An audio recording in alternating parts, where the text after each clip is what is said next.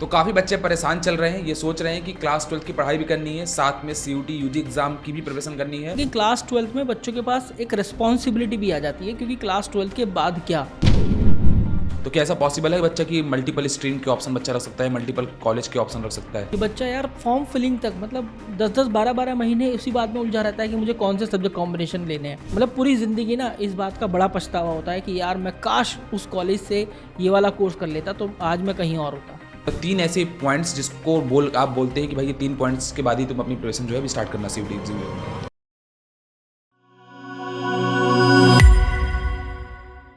तो काफ़ी बच्चे परेशान चल रहे हैं, ये सोच रहे हैं कि क्लास 12 की पढ़ाई भी करनी है, साथ में सीयूटी यूजी एग्ज़ाम की भी प्रिपरेशन करनी है।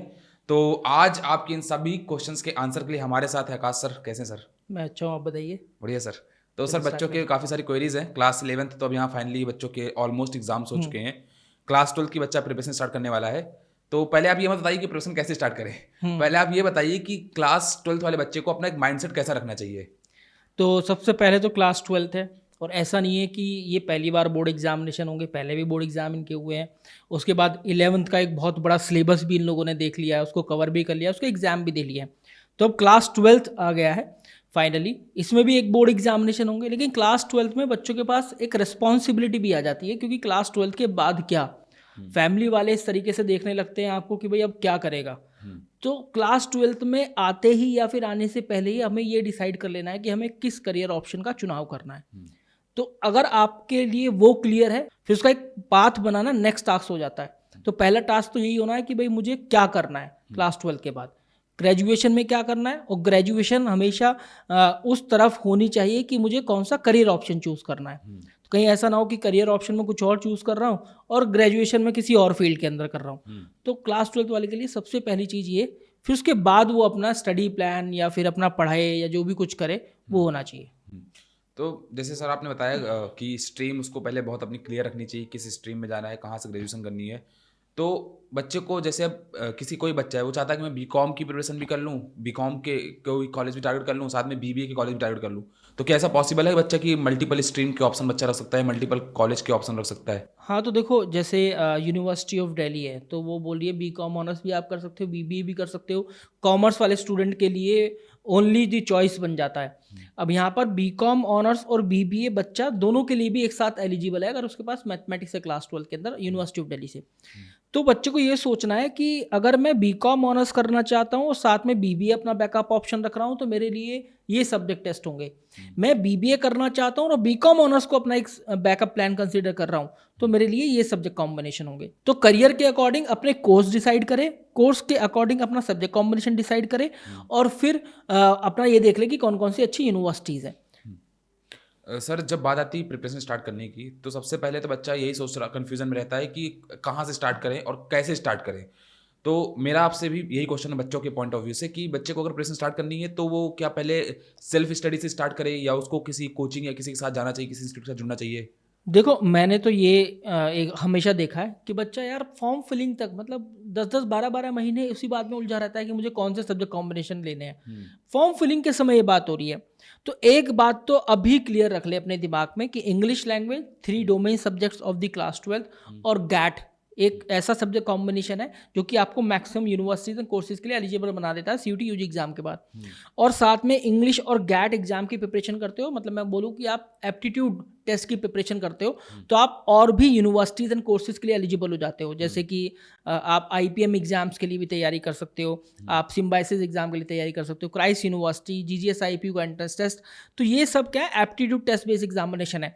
तो एप्टीट्यूड तो करना ही करना है। मतलब इंग्लिश लैंग्वेज वर्बल एबिलिटी बोल लो, कई जगह वर्बल एबिलिटी बोला जाता है, और aptitude test quantitative aptitude, reasoning ability, GK and current affair. इसके बाद अपना डोमेन सब्जेक्ट जो है, अब जो है डोमेन सब्जेक्ट आपको क्लास 11th की तरह केवल फाइनल एग्जाम के लिए प्रिपरेशन नहीं करनी है। आपको क्लास 12th डोमेन सब्जेक्ट जो है क्लास 12th एग्जाम मतलब बोर्ड एग्जाम के लिए भी करना है, प्लस कॉम्पिटिटिव एग्जाम के लिए भी करना है। तो सीयूटी यूजी एग्जाम के अंदर अगर डोमेन सब्जेक्ट पूछा जा रहा है तो आपको CUET UG exam approach practice भी करनी है अपने कंसेप्ट क्लैरिटी के साथ साथ।